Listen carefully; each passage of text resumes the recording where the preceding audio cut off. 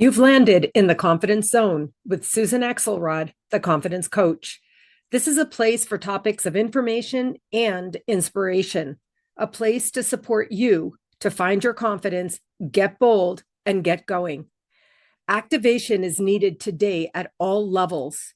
Don't wait for someone else to lead. Lead now where you are with what you have.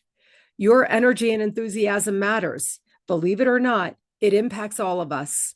Find your confidence, get bold, and get going. Hello, friends. Welcome to the Confidence Zone. I'm Susan Axelrod, your host here, the Confidence Coach. Today, I'm going to be interviewing Dr. Jimmy Henry, who created Kingdom MD. This is a resource for the physician leader who looks successful on paper, but privately feels exhausted, compressed, spiritually disconnected, and unsure how much longer they can keep leading this way. So gosh, as a Qigong practitioner, someone who is in embodiment, I really feel those words deeply. I feel very deeply for healthcare providers. I met Dr. Henry in a group that we were both in, a professional group, and I heard him talking about something called moral injury. And I picked up, of course, the use of the word moral is what? What's that about today?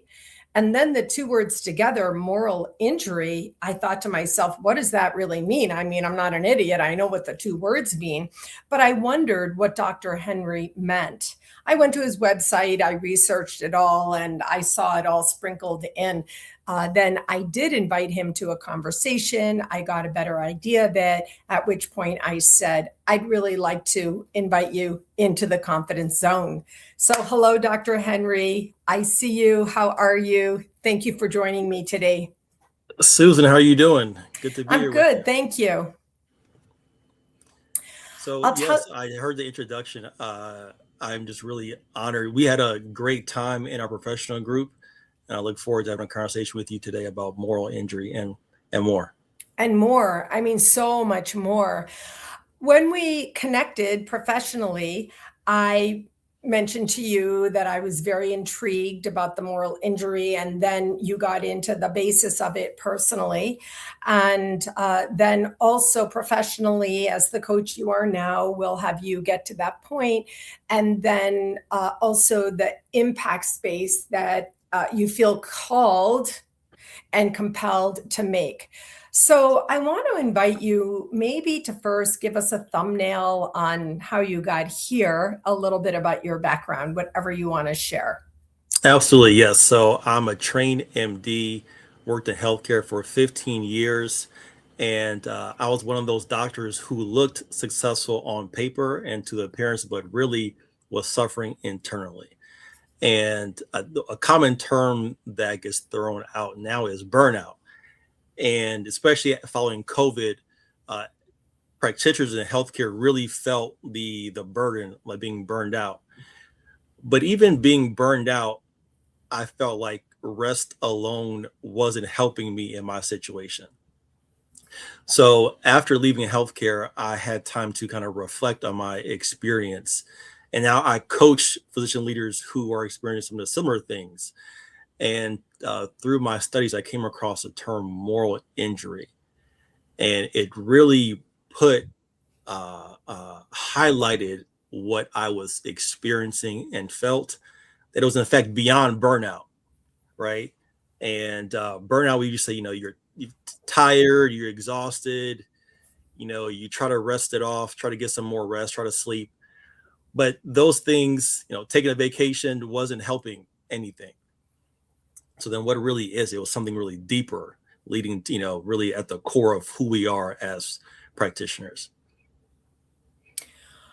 Well, first of all, I'm you don't really know me, but I'm taking notes. So that's why I keep looking down, because I listen and I really am receiving what you're saying. So that's why I keep looking away. I'm looking down at my paper. I wrote down symptoms of burnout are clear, Yeah. but the basically treatment doesn't always work. Yeah, So, yeah, you talked about vacation or, some of the regular traditional treatments of stress. But what I also wrote down, you said exactly rest alone wasn't enough. And then you yeah. said that you rested and reflected. Yes, So, yes. as a person of faith, a person of such deep faith as you are, your reflection wasn't alone, was it? No, no, not at all. I kind of had some things downloaded to me from a higher power, and it really helped me understand why I wasn't getting better because I was trying to do it by myself. So, when you're talking about a calling, especially, I feel like coaching is a calling. I feel like a lot of certain careers are not just vocational, they're a calling, especially when you're helping others. So you really are doing it out of space of servitude. And when you feel, um, I guess, hurt and or betrayed in your servitude, um, that's kind of where moral injury kind of lands in a space of trying to help others, but the system you're operating in isn't helping you do that. So We it's a did term that, yeah, go ahead, Susan. we did talk about that. It just Yeah, yeah. all came in, Hmm. reminding me when you Yeah. talked about that. You said, um, having a calling, like going into medicine, Hmm. saving lives, Yeah, yeah. having a calling basically brings you into a type of servitude, but we get into this disconnect, if you will, maybe a cognitive dissonance when you're calling the compelling thing that has you doing this service um, conflicts with Mhm. systems that you're in, Yeah, the yeah. system that you're in. Absolutely. So the term originally came from a military background, right? So think about servicemen who enter service to protect our liberties, right? We just had, our country's liberties. So similarly, when they're in that space, sometimes they have to do things and see things that really are against their moral compass. And at the same time, when they come home, they may not feel supported in their recovery. So it's a kind of this ongoing injury. So not to say that healthcare medicine is just like, military, but the term was applied to doctors recently by Wendy Deaton, who's a doctor who wrote a book called "If I Betray These Words," where, as you know, doctors take an oath, right, to do no harm, and doctors really feel compelled with that oath to live up to it, despite sometimes being in an environment that doesn't support it, right? Modern, while I was practicing, I kind of felt this pressure to continuously um, care for people at a certain pace because of the way the confinements that are on you, right? Insurance systems and things of that sort. It becomes more of a throughput than a relationship, unfortunately. And so doctors in that situation are trying to do the best that they can, not really receiving the support that they need to maintain the integrity of the physician patient relationship. Let's just pause here for a second Hmm. and invite people to take a breath and go back and replay this for a moment, because most more of us are patients than doctors. Okay. Yeah. And I'm the Right, patient, right. not a doctor. Yeah, yeah, And yeah. we experienced the evolution of what that which you just described, which was we would sit, the doctor would seem to care.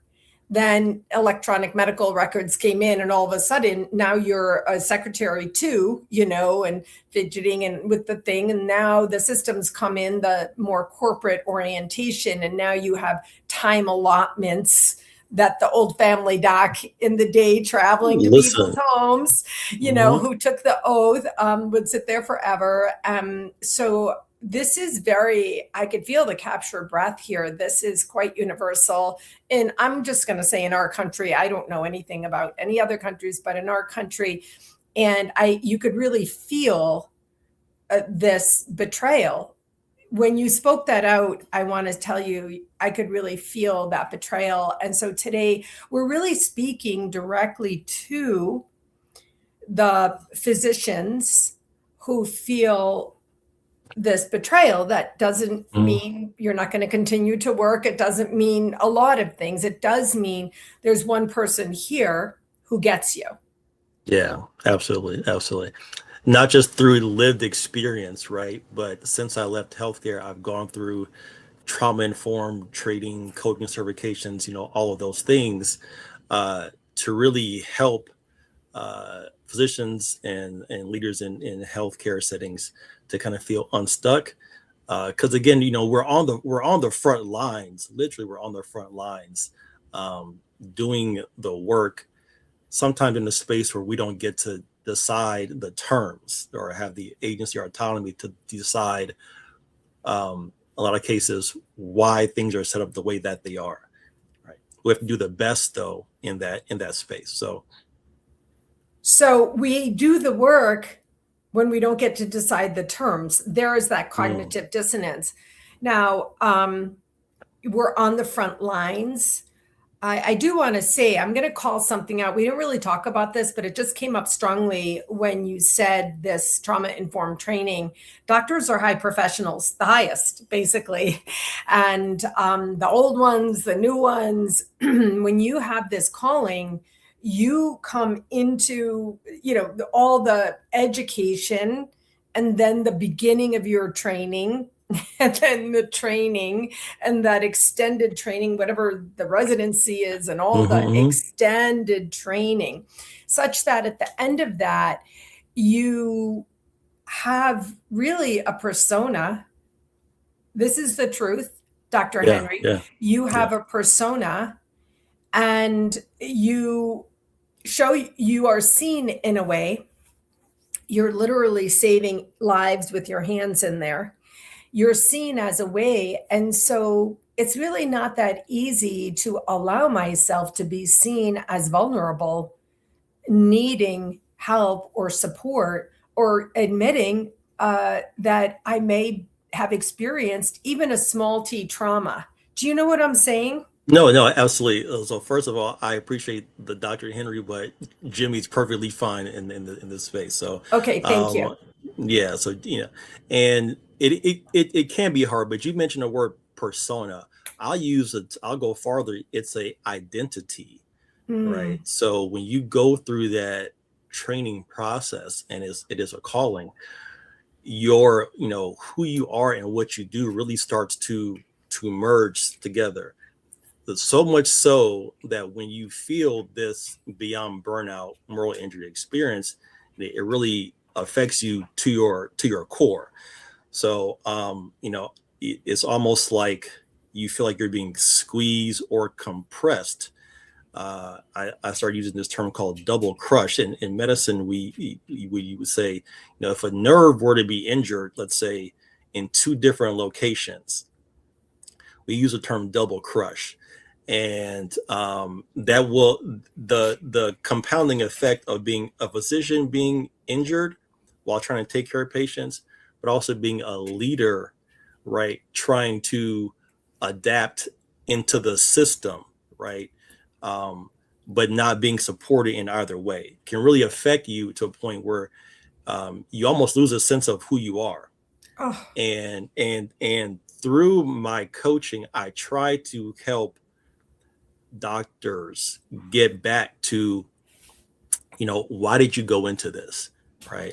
And who were you even before you decided to go into medicine, right? Who are you at your core? Not necessarily what you do uh, for others. And it can be really hard for them to separate. I know it mm. was for me, really, especially during my transition. So as we're kind of working through it, who really am I can be a hard question for people to answer, Yeah, let because alone, it's yeah, obvious. What do you mean who I am? I'm a doctor. yeah, right, Your right. identity is Yeah, so sealed in. I get your it point. is. It is. Yeah, and that's why Jimmy is perfectly fine. And so not just that, who am I, but how can I express that I may need help, and then who can I turn to even help me? So imagine being a leader on a team, but being having a moment of weakness. Yeah. Now, how do you expect your team to look at you? All right, they're looking for you for strength, right? So now you may have collapsed the whole situation. So I think there's this unmasking that we all have to do in the spaces that we hold and the positions that we have. And I think really, Susan, that level of vulnerability and transparency, I feel, builds more trust amongst those that we need to support us, right? Yeah. I mean, you're talking to Miss Vulnerability and Yeah. authenticity, but I want to say again, which I already indicated to you before we came on, I trust and respect the credentials, the credentialing process, the education, the time spent, the sacrifices made, and all of that gets you on this path of, to that identity, which now you're a leader. Because I even asked you, well, what's the part about leadership? You said, well, most doctors are leaders in some way. There's lots of ways. You don't have to be the CMO, Right. but to be leaders. And so now, again, I feel like I want to invite people to go back and replay, listen to what you just said. There's two things. One, this part about the identity, and two, the part about maybe it's possible that being a little vulnerable may engender even further trust, even dare I say respect, because you're able and willing to show yourself, to be vulnerable. And that is true leadership. Wow, this is deep. And I want to just really say thank you for being one person to create a space for doctors to go, because it's absolutely vital. I might work with a doctor as a coach, coaching client, but I would be working with them on confidence in some personal area. I would never presume or claim to be able to work with them in this profession, in this identity space. And that's why I Hmm. think the space that you're creating is important. I think what I'd like to do, if you're willing, is invite you back for a second conversation, about, one of the cohorts that you're specifically interested in working on. But I really don't want to distract this conversation here and how deep and wide and important it is by going into that. Would you be willing to have a second conversation? Absolutely, absolutely, would love to, Susan. Okay, good. So we're going to plan that right away. And I want to leave the last word with you. How can people find you, first of all? Absolutely. So I'm easy to find. I'm on LinkedIn, Jimmy Henry, and also kingdommd.com as well. Okay. And I'll Yeah. put that in the notes for easy, both of those connections in the notes for easy access. Just a final word. This has been an unscripted conversation, which I always appreciate. So I'm putting you a little bit on the spot, but what might you say to a doctor who might have received this because, someone shared it with them? What might you say directly to them about this, the progression of this problem that we've been discussing today? Right. I think it's really important to call things what they are. And sometimes we don't have the words to describe our experiences, which really stunts our healing. And doctors, especially, don't get a chance to pause and remove themselves to heal. We kind of have to heal while we're leading and healing others. Oh my God. So it's important to give some vocabulary to it, but then also some methods to try to heal from it. I know you are the confidence coach. It's hard to be confident when you feel conflicted and compromised at the same time, right?